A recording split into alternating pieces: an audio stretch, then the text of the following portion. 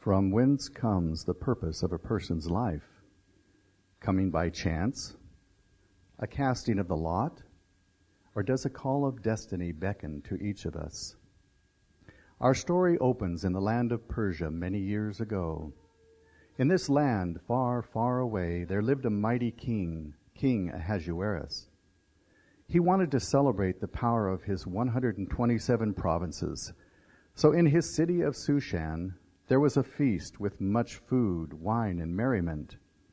It was then, on the 7th day of the feast, when all were gathered in celebration, that the wheels of destiny were set in motion. And so begins the story of Esther. My king, what a feast this is! All that would make it better would be to have the beautiful Queen Vashti grace us with her presence. Yes, where is the queen? Such a pity she should miss this grand celebration. I shall call upon her now. We would all benefit from her beauty among such fools as ourselves.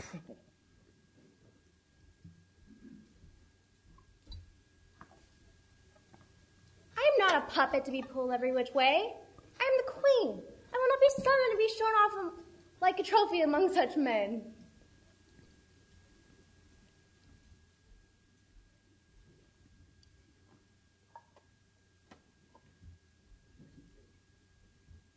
It seems the queen will not join us. I am at a loss as to what I should do. The queen has not only wronged the king, but all in the kingdom as well. If other women hear that the queen has disobeyed her husband and was not punished, then they will all rise up against their husbands, and the result would be chaos. Yes, she has defied you. Oh, my king, you must banish your queen.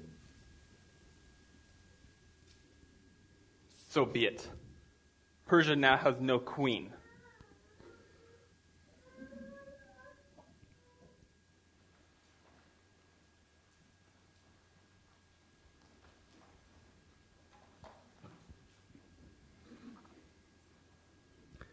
Persia now was without a queen. The king became lonely with no one by his side, and so it was that Haman suggested he hold a beauty contest to choose a new queen. Beautiful women were brought from all over the kingdom to live in the palace, being cared for by Haggai, the custodian of the women. Now in the kingdom there lived a Jew named Mordecai, a leader among the Jews. Mordecai had a young cousin, Hadassah, whom he had raised as his own daughter. She was beautiful, and Mordecai knew she would be taken to the palace if found. My sweet Hadassah, do not worry. God has a plan for every life. Each moment is of His creation. Yes, but what if I am chosen to be queen? What will I do? You will do what a queen would do. God will guide you. There's one thing you must do for me. When you are taken, tell no one that you were a Jew. You must keep it a secret for your own safety. And you will no longer go by the name Hadassah. Must I give up all that I am to be queen? On the path of life, there must often be sacrifices. May the Lord find favor in yours. From now on, your name shall be Esther, meaning star, for your beauty shines forth from within like a bright star. Yes, uncle, this I shall do.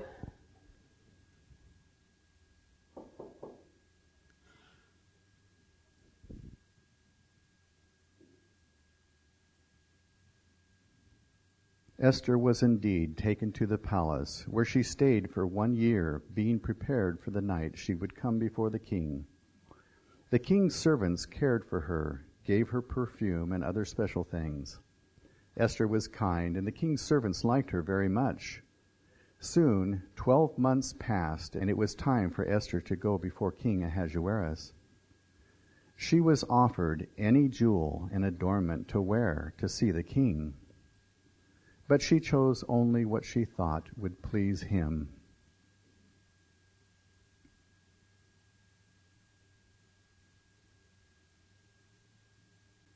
The king found Esther to be very beautiful, more so than any of the other women. What is your name? For I wish to call you mine. I am called Esther.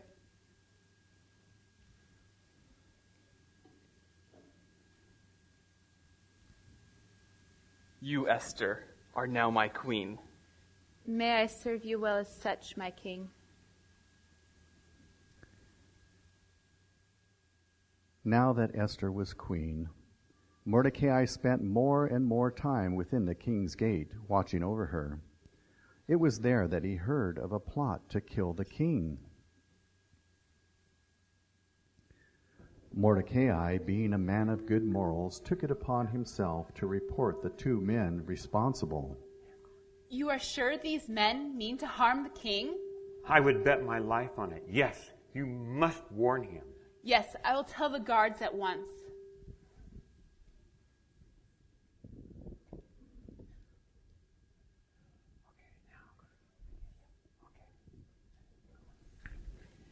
Make it known that on this day, Mordecai, the Jew, saved the life of the king. Yes, my queen, it shall be known. The king's evil advisor Haman had, by this time, become a powerful man in the kingdom. Haman was a very selfish man, filled with pride. He decided that given his rise in power, it would be appropriate for everyone to bow down to him. Many bowed down to Haman. In fact, all but one man did. That man was Mordecai. Why do you not bow before me? Would you defy the king by placing yourself above his favored? I defy not the king, nor my lord, for my lord has said unto my people that we should not bow down to any except unto him, the Lord. You honor your God above your king. Of what people are you then? I am a Jew. Jew. Bah! Haman was not happy with Mordecai, nor with the ways of his people, the Jews. After all, anyone who defies the king's favored advisor must not be left unpunished. He devised a plan to get rid of the Jews once and for all, and he immediately set forth to put it in motion.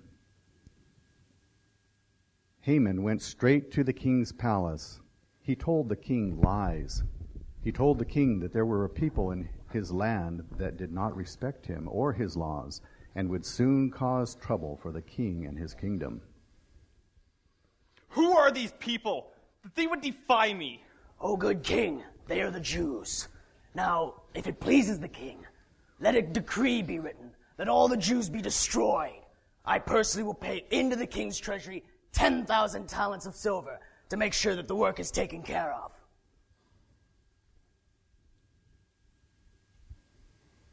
The money and the people are given to you to do with them as you see fit. Haman cast lots to determine the day this was to happen. And so it was decreed that in the month of Adar of the coming year, on the 13th day of the month, all the Jews were to be killed in every province and every nation of the land. There would be no place to run and no place to hide. When Mordecai and all the Jews heard this news, they began to fast and cry. Esther heard the crying and sent out servants to find out what was wrong. Esther was told about Haman's plan and the king's proclamation to kill the Jews. Mordecai sent a message to Esther, asking her to go before the king on behalf of the Jews. How can I do this? I cannot go to the inner court of the king unless I have been called for. It is against the law. I have not seen the king for many days. If he does not hold out his scepter to me, I could be killed.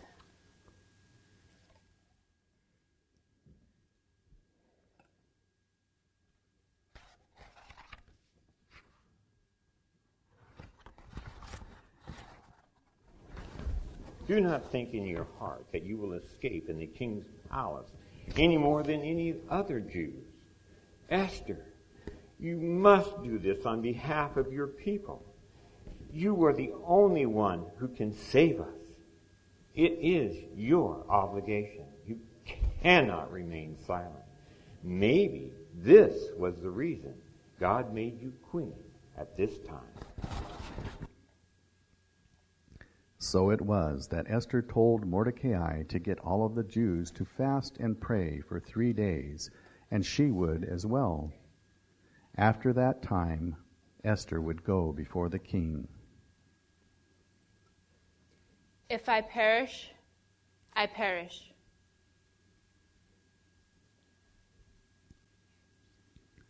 On the 3rd day, Esther put on her royal robes and went before the king.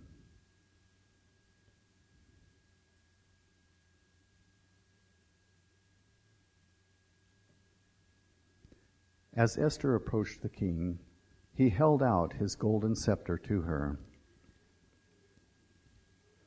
What do you wish, Queen Esther?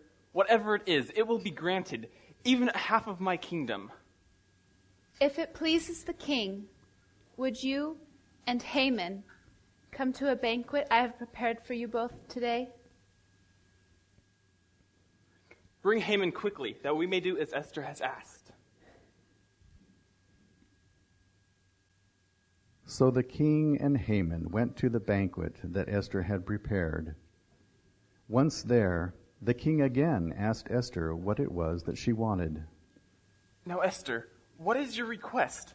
Even up to half of my kingdom, it will be granted. My petition and my request is this.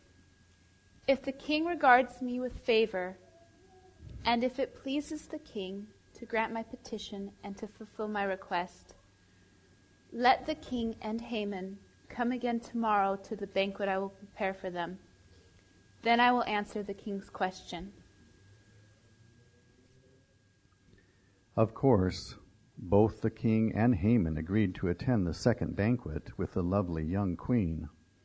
Haman was very pleased that he had been asked to dine with the king Ahasuerus and Queen Esther 2 nights in a row, and was filled with pride.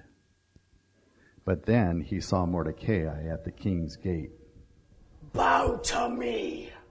I bow to no one but to the Lord. Haman was furious with Mordecai and swore to himself that he would find a way to punish him. That fool! Who does he think he is? Mordecai will pay for this. I wish it would happen sooner. Well, why not help things along then? What did you have in mind? Have our servants build a gallows, then ask the king for permission to hang Mordecai on them. Yes. That would be perfect. I should go to the king at once and ask of this. Meanwhile, the king had spent hours tossing and turning, and sent for a scribe to read him to sleep.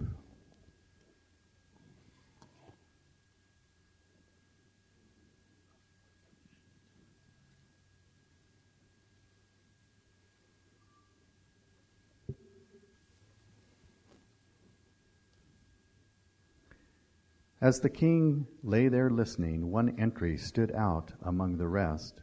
Wait, it was Mordecai who exposed the plot to end my life? Yes, my king.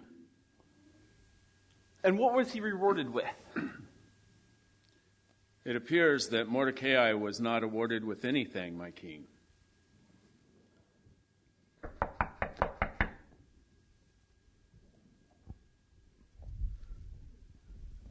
My king, I've come with something to ask of you. Very well, but first, tell me, what should be done for the man the king delights to honor? Haman, still filled with pride, mistakenly thought the king was referring to him, so he answered the king. What should be done for a man that the king delights to honor? First, let royal robes be brought, ones that the king have worn in public. And also a horse that the king has ridden, and a crown to be placed upon his head. And let all of these items be given to one of the most noblest of the princes.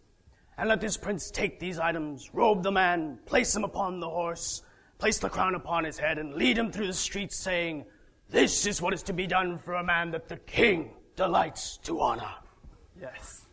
Yes, very good. Now go, and do these at once for Mordecai the Jew. So Haman did so, but not with a happy heart. He was furious, and his pride was greatly wounded. Once again, the king and Haman joined Queen Esther for a banquet. This was the last chance for Esther to save her people. Now, Esther, what is it you want?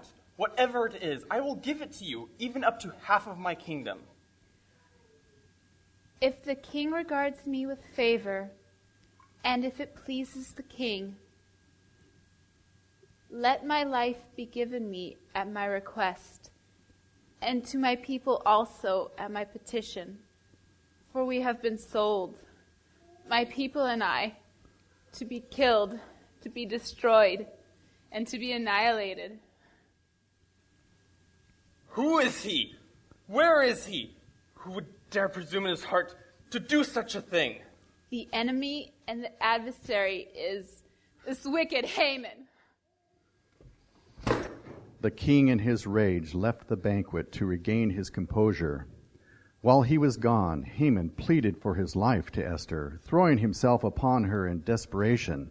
It was then that the king walked in. You dare to attack the queen in my own palace? Take this dog from my sight.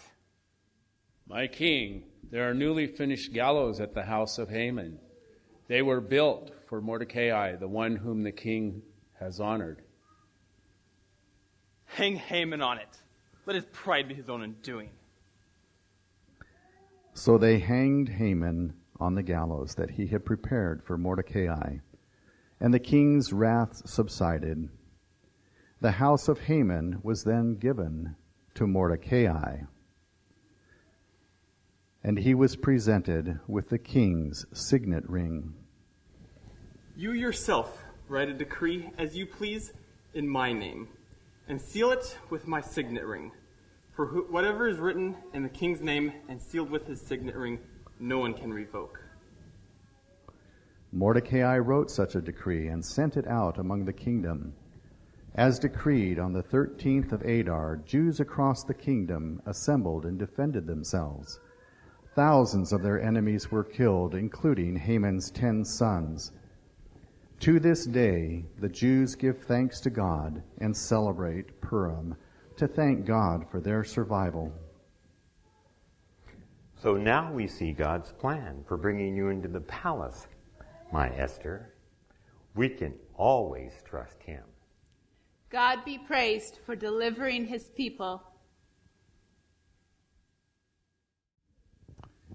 A lot of time was put into the preparation for this play. We hope that you enjoyed it and that you learned some new things about the story of Esther.